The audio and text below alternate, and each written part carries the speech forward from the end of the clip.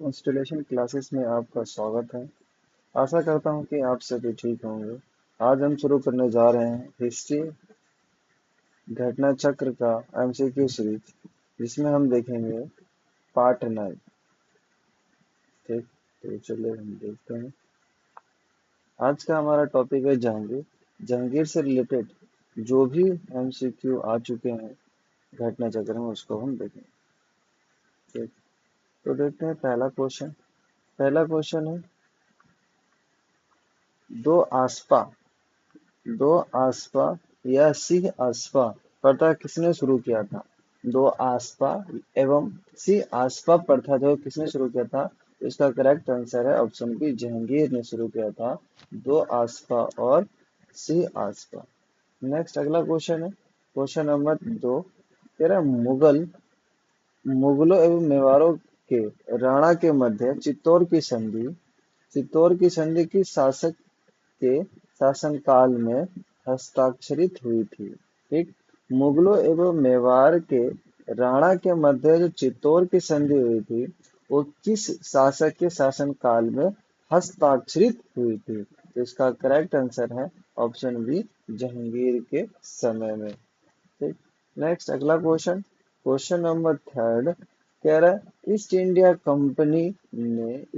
Company ने जहांगीर के दरबार में पहले निम्न में से किसे भेजा था? ठीक, जो ईस्ट इंडिया कंपनी थे, उसने जहांगीर के दरबार में सबसे पहले किसे भेजा था? तो इसका करेक्ट आंसर है ऑप्शन सी, हॉकिंस को भेजा था। ठीक, इसका पूरा नाम विलियम हॉकिंस है। ठीक, अगला क्वेश्चन देखते हैं, क्वेश्चन नंबर है 4।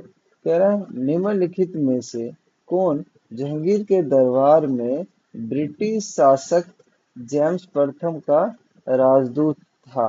ठीक, कह रहा है, निम्नलिखित में से कौन जहांगीर के दरबार में ब्रिटिश शासक जेम्स प्रथम का राजदूत था? तो इसको लेकर के है विवाद, इसलिए इस क्वेश्चन में लगे हैं स्टार। चलिए देखते हैं अगला क्वेश्चन, क्वेश्चन नंबर है 5। कह रहा है, इसमें निम्नलिखित अंग्रेजों में किसे जहांगीर ने खान की उपाधि दी थी? किसे जहांगीर ने जो है वो खान की उपाधि से सम्मानित किया था? निम्नलिखित में से निम्नलिखित में किसे जहांगीर ने खान की उपाधि से सम्मानित किया था? इसका करेक्ट आंसर है विलियम हॉकिंस। ठीक, नेक्स्ट अगला क्वेश्चन, क्वेश्चन नंबर है 6। कह रहे हैं, मुगल सम्राट जहांगीर ने निम्न में से किसे इंग्लिश खां की उपाधि दी थी? तो इसका करेक्ट आंसर है ऑप्शन सी, विलियम हॉकिंस को जो है जहांगीर ने इंग्लिश खां की उपाधि दी थी। नेक्स्ट अगला क्वेश्चन, क्वेश्चन नंबर 7। ये कह रहा है, ब्रिटिश राजदूत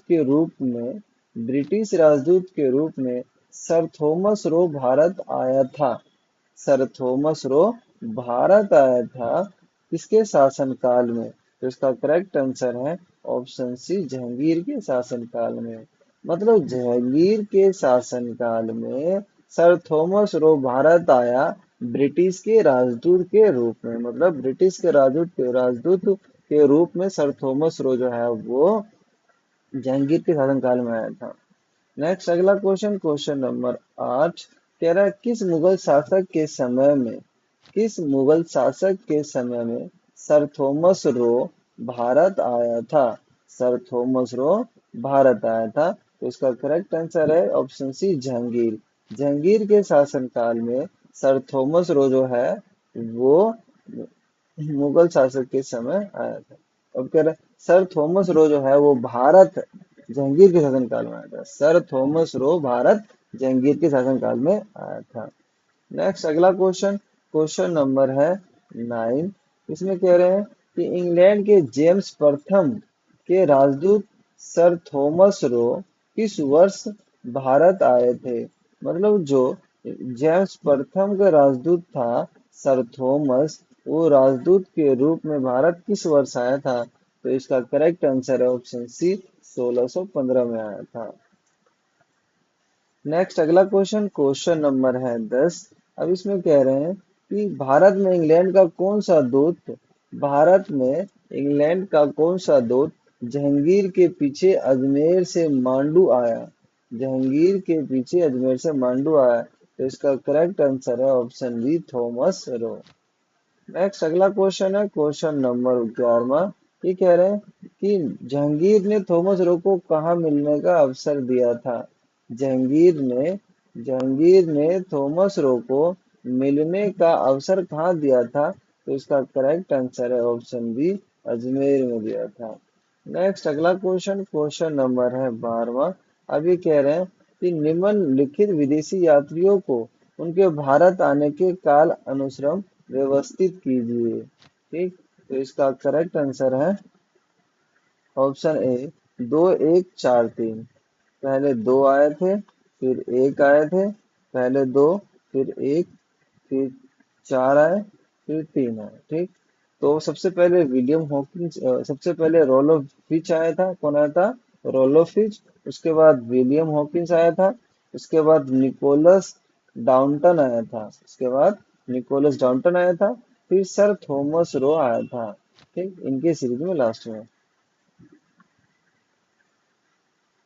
अब देखते हैं अगला क्वेश्चन। क्वेश्चन नंबर है 13वां। कह रहा है एक डच पर्यटक जिसने जहांगीर के शासनकाल का मूल्यवान विवरण दिया था। एक डच पर्यटक जिसने जहांगीर के शासनकाल का मूल्यवान विवरण दिया था, यह कीमती निष्कर्ष या फीडबैक दिया था। उसका नाम क्या था? उसका नाम था फ्रांसिस्को पेलसट। ठीक, नेक्स्ट अगला क्वेश्चन क्वेश्चन नंबर है 14वां। इसमें कह रहा है निम्न विदेशी यात्रियों में से किसने जहांगीर के शासनकाल में भारत की यात्रा की थी। निम्न विदेशी यात्रियों में से किसने जहांगीर के शासनकाल में भारत की यात्रा की थी, तो इसका करेक्ट आंसर है ऑप्शन बी, फ्रांसिस्को पेलसट। जो है वो जहांगीर के शासनकाल में भारत की यात्रा की थी। नेक्स्ट अगला क्वेश्चन क्वेश्चन नंबर 15वां। इसमें कह रहे किस मुगल शासक का मकबरा भारत में नहीं है। किस मुगल शासक का मकबरा जो है वो भारत में नहीं है, तो इसका करेक्ट आंसर है बी और डी। मतलब जहांगीर का मकबरा और बाबर का मकबरा, दोनों का मकबरा जो है भारत में नहीं है। ठीक, नेक्स्ट अगला क्वेश्चन क्वेश्चन नंबर 16वां। ये कह रहे हैं सम्राट जहांगीर को कहाँ दफनाया गया है। ठीक, मतलब जो सम्राट जहांगीर है या फिर जहांगीर जी हैं, उनको कहाँ दफनाया गया है, तो करेक्ट आंसर है ऑप्शन सी, लाहौर में दफनाया गया है जहांगीर को। ठीक, या फिर जहांगीर का मकबरा कहाँ पे? लाहौर में है। नेक्स्ट अगला क्वेश्चन क्वेश्चन नंबर 17वां। ये कह रहा है निम्नलिखित में से किसका मकबरा भारत से बाहर स्थित है। निम्नलिखित में से किसका मकबरा जो है वो भारत से बाहर स्थित है, तो इसका करेक्ट आंसर है ऑप्शन डी, जहांगीर का। बाकी हुमायूं का, जहांदर शाह और औरंगजेब, इन सब का भारत में ही है। नेक्स्ट अगला क्वेश्चन क्वेश्चन नंबर 18वां। कह रहा है मुगल चित्रकला किसके राज्यकाल में अपनी पराकाष्ठा पर पहुंची थी, मतलब पीक पर पहुंच गई थी। ठीक, मुगल चित्रकला। तो इसका करेक्ट आंसर है ऑप्शन सी, जहांगीर के शासनकाल में मुगल चित्रकला जो थी वो अपने पीक पर थी। नेक्स्ट अगला क्वेश्चन क्वेश्चन नंबर 19। अब ये कह रहा है मुगल चित्रकला किसके नेतृत्व में अपने शीर्ष बिंदु पर थी, अपने पीक पॉइंट पे थी। अब कह रहा है मुगल चित्रकला किसके नेतृत्व में अपने शीर्ष बिंदु पर थी, तो इसका करेक्ट आंसर है ऑप्शन ए, जहांगीर के नेतृत्व में जो थे वो मुगल चित्रकला अपने पीक पर थे या शीर्ष पर थे। नेक्स्ट अगला क्वेश्चन है क्वेश्चन नंबर 20। कह रहा है निम्नलिखित चित्रकारों में से किसे जहांगीर ने नादिर उल जमा की पदवी दी थी। निम्नलिखित चित्रकारों में से किसे जहांगीर ने नादिर उल जमा की पदवी दी थी, तो इसका करेक्ट आंसर ऑप्शन है अबुल हसन। जहांगीर ने अबुल हसन को नादिर उल जमा की पदवी दी थी। नेक्स्ट अगला क्वेश्चन, क्वेश्चन नंबर 21वां। ये कह रहा है जहांगीर कालीन निम्नलिखित में से किस एक चित्रकार को नादिर उल असर की उपाधि दी थी? नादिर उल असर की उपाधि किस चित्रकार को दी थी जहांगीर के काल में? तो इसका करेक्ट आंसर है ऑप्शन डी, मंसूर। मंसूर को जो है नादिर उल असर की उपाधि दी थी जहांगीर ने। नेक्स्ट अगला क्वेश्चन, क्वेश्चन नंबर 22। अब कह रहे हैं जहांगीर के दरबार में पक्षियों का सबसे बड़ा चित्रकार था, कौन था? ठीक, जहांगीर के दरबार में पक्षियों का सबसे बड़ा चित्रकार कौन था? तो इसका करेक्ट आंसर है ऑप्शन डी, मंसूर। मंसूर जो थे वो जहांगीर के दरबार में पक्षियों का सबसे बड़ा चित्रकार थे। नेक्स्ट अगला क्वेश्चन, क्वेश्चन नंबर है 23। अब इसमें कह रहे हैं निम्नलिखित मुगल बादशाहों में किसने अपनी आत्मकथा फारसी में लिखी थी? निम्नलिखित मुगल बादशाहों में से किसने अपनी आत्मकथा जो है वो फारसी में लिखी थी? तो इसका करेक्ट आंसर है ऑप्शन सी, जहांगीर ने अपनी आत्मकथा जो है वो फारसी में लिखी थी। नेक्स्ट अगला क्वेश्चन है क्वेश्चन नंबर 24। अब कह रहा है अबुल फजल के हथियारों को पुरस्कारित किया था, मतलब अबुल फजल के जो हथियारे थे उसको पुरस्कारित किसने किया था? तो इसका करेक्ट आंसर है ऑप्शन बी, जहांगीर ने। ठीक, नेक्स्ट अगला क्वेश्चन, क्वेश्चन नंबर 25। अब कह रहा है निम्नलिखित में से किसने जहांगीर के विरुद्ध विद्रोह किया था? निम्नलिखित में से किसने जहांगीर के विरोध निम्नलिखित में से किसने जहांगीर के विरुद्ध विद्रोह किया था? तो इसका करेक्ट आंसर है ऑप्शन डी, 2, 3 और 4। मतलब खुर्रम ने किया था विद्रोह, महाबत खान ने किया था और खुसरो ने किया था। ठीक, नेक्स्ट अगला क्वेश्चन, क्वेश्चन नंबर 26। ये कह रहे हैं कि खुसरो किस मुगल बादशाह का पुत्र था? खुसरो जो है वो किस मुगल बादशाह का पुत्र था? इसका करेक्ट आंसर है ऑप्शन बी, जहांगीर का। जहांगीर का पुत्र कौन था? खुसरो। अगला क्वेश्चन है क्वेश्चन नंबर 27। कह रहे हैं निम्नलिखित में से कौन नूर जहां के गुट का सदस्य नहीं था? निम्नलिखित में से कौन नूर जहां के गुट में से नहीं था? तो इसका correct answer option A, Jahangir. Jahangir जो थे वो नूर जहां के गुट का सदस्य नहीं था। नेक्स्ट अगला क्वेश्चन, क्वेश्चन नंबर 28। कह रहे हैं निम्नलिखित में से कौन नूर जहां junta का सदस्य नहीं था? निम्नलिखित में से कौन नूरजहां junta का सदस्य नहीं था? तो इसका करेक्ट आंसर है ऑप्शन सी, महाबत खान नहीं थे। ठीक, नेक्स्ट अगला क्वेश्चन, क्वेश्चन नंबर 29। कह रहे एतमद्दुद्दौला का मकबरा आगरा में किसने बनाया था? एतमद्दुद्दौला का मकबरा जो है आगरा में किसके द्वारा बनाया गया है? इसका करेक्ट आंसर है ऑप्शन सी, नूरजहां के द्वारा। ठीक, नेक्स्ट अगला क्वेश्चन, क्वेश्चन नंबर 30। कह रहा है कि परचिनकारी या पिट्राड्यूरा निम्न में से किससे संबंधित है? तो इसका करेक्ट आंसर है ऑप्शन ए, दीवारों में अर्धकीमती पत्थर जड़कर फूलों की नक्काशी करना क्या कहलाता है? परचिनकारी। नेक्स्ट अगला क्वेश्चन, क्वेश्चन नंबर है 31। इसमें क्या है, सुमेलित करने के लिए वो रखा है। तो इसका करेक्ट आंसर है ऑप्शन ए, सारे के सारे ठीक है। मतलब निर्माता और स्मारक, बाबर ने क्या बनाया था? जामा मस्जिद संभल में। संभल का जो जामा मस्जिद है वो किसने बनवाया था? बाबर ने। हुमायूं ने क्या बनवाया है? दीन पना बनाया है। अकबर ने जहांगीर महल बनाया है। जहांगीर ने अकबर के मकबरे को पूर्ण करवाया है।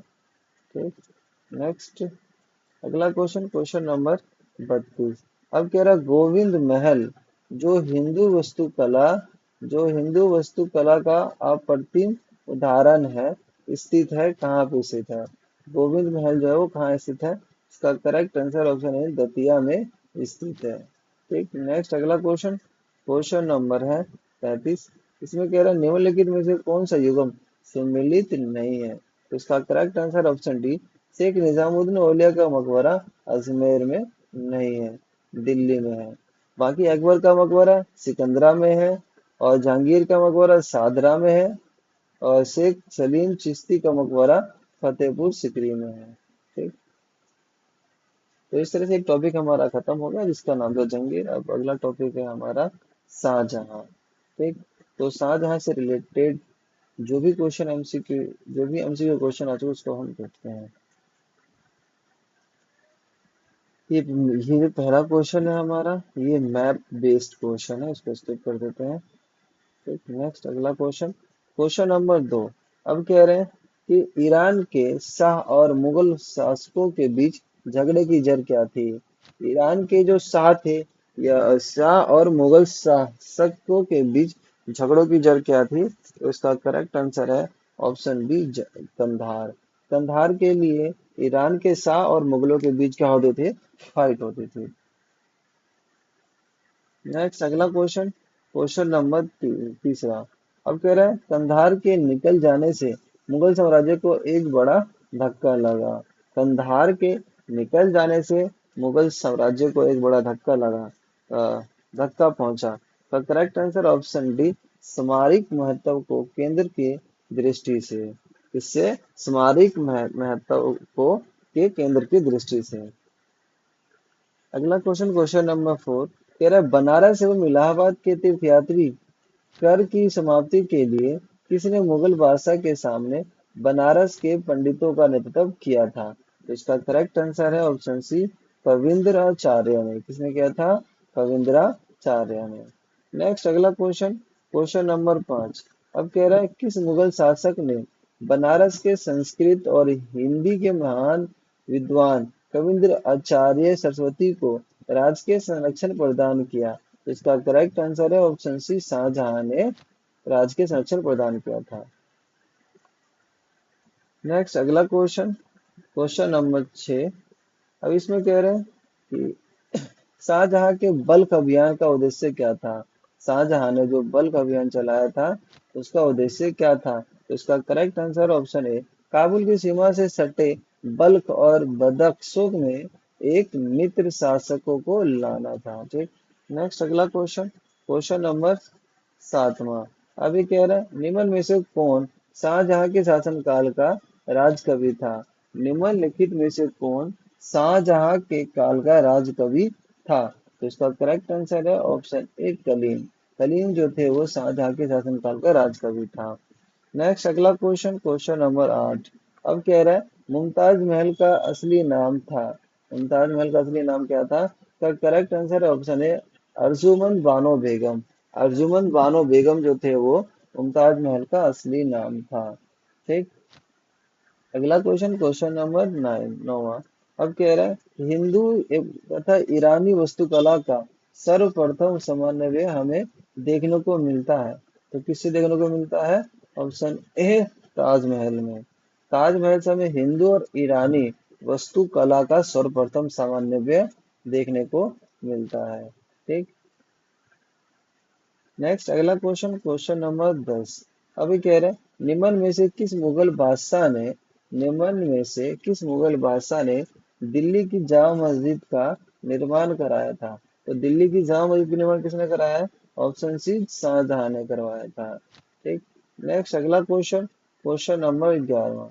अब कह रहा है दिल्ली की प्रसिद्ध जामा मस्जिद का निर्माण किसने किया था। इसका करेक्ट आंसर है ऑप्शन बी, शाहजहां ने करवाया था। नेक्स्ट अगला क्वेश्चन, क्वेश्चन नंबर 12। अब कह रहा है निम्नलिखित में से किसने साम्राज्य की राजधानी आगरा से दिल्ली स्थानांतरित किया था। ठीक। किसने साम्राज्य की राजधानी आगरा से दिल्ली किया था। तो इसका करेक्ट आंसर है ऑप्शन सी, शाहजहां ने। शाहजहां ने अपनी राजधानी आगरा से दिल्ली करी थी। अगला क्वेश्चन है क्वेश्चन नंबर 13। इसमें क्या करना है, सुमेलित करना है। ठीक। तो इसका करेक्ट आंसर है ऑप्शन सी, 1 2 3 4 सब सुमेलित ऑलरेडी।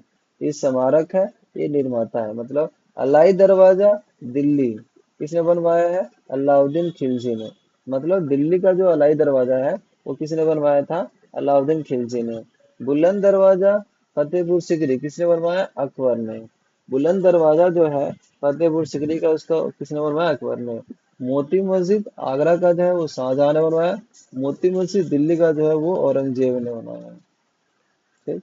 नेक्स्ट अगला क्वेश्चन, क्वेश्चन नंबर 14। अब कह रहा है दिल्ली के लाल किले का निर्माण करवाया था दिल्ली का लाल किला का निर्माण किसने करवाया? ऑप्शन डी, शाहजहां ने करवाया है।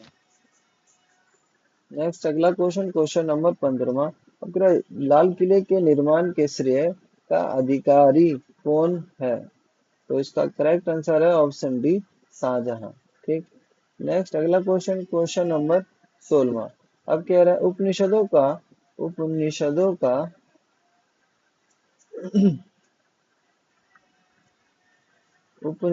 का फारसी में अनुवाद किस मुगल सम्राट के शासनकाल में हुआ? उपनिषद थे, उसका जो फारसी में अनुवाद किस मुगल सम्राट के शासनकाल में हुआ था? तो उसका करेक्ट आंसर है ऑप्शन ए, शाहजहां। शाहजहां के शासनकाल में उपनिषदों का फारसी में अनुवाद हुआ था। नेक्स्ट अगला क्वेश्चन, क्वेश्चन नंबर 17। अब कह रहा है, इनमें से किसे शाहजहां ने शाह बुलंद इकबाल की पदवी दी थी? शाह बुलंद इकबाल की पदवी शाहजहां ने किसको दी थी? उसका करेक्ट आंसर है ऑप्शन है, दारा सिकों को। दारा सिकों को शाहजहां ने शाह बुलंद इकबाल की पदवी दी थी। नेक्स्ट अगला क्वेश्चन, क्वेश्चन नंबर 18वां। अब कह रहा है, दारा सिकों ने किस वर्ष के अंतर्गत उपनिषदों का फारसी में अनुवाद किया था? इसका करेक्ट आंसर है ऑप्शन डी, सिर्र ए अकबर। सिर्र अकबर। अब नेक्स्ट अगला क्वेश्चन, क्वेश्चन नंबर 19। अब कह रहे हैं कि सिर्र अकबर के लेखक थे, तो सिर्र अकबर के लेखक कौन थे? ऑप्शन बी, दारा सिकों थे। दारा सिकों कौन थे? इसने सिर्र अकबर लिखी थी। अगला क्वेश्चन, क्वेश्चन नंबर 20। अभी कह रहा है, अधोलिखित में से कौन एक दारा सिकों की रचना है? अधोलिखित में से कौन एक दारा सिकों की रचना है? तो इसका करेक्ट आंसर है ऑप्शन डी, मज मजमहल बहन। मजमहल बहन। नेक्स्ट अगला क्वेश्चन, क्वेश्चन नंबर 21। अब कह रहा है, दारा सिकों को किस स्थान पर दफनाया गया था? दारा सिकों को किस स्थान पे दफनाया गया था? इसका करेक्ट आंसर है ऑप्शन ए, दिल्ली में दफनाया गया था दारा सिकों को। नेक्स्ट अगला क्वेश्चन, क्वेश्चन नंबर 22। अभी कह रहे हैं, हिंदू धर्म ग्रंथों का अध्ययन करने वाला हिंदू धर्म ग्रंथ का अध्ययन करने वाला प्रथम मुस्लिम था, कौन था? इसका correct answer option B, Dara Shikoh. Dara Shikoh जो थे वो हिंदू धर्म को हिंदू धर्म ग्रंथ को अध्ययन करने वाला प्रथम मुस्लिम था। नेक्स्ट अगला क्वेश्चन, क्वेश्चन नंबर 23। अभी कह रहे हैं, निम्नलिखित में से किस इतिहासकार ने शाहजहां के शासनकाल को मुगल का स्वर्ण युग कहा था? मुगल का स्वर्ण युग जो है वो किस इतिहासकार ने कहा है? तो इसका करेक्ट आंसर है ऑप्शन सी, ऑप्शन सी है, मतलब A L Srivastava. A L Srivastava. Next अगला क्वेश्चन, क्वेश्चन नंबर 24। अब कह रहा है, सुप्रसिद्ध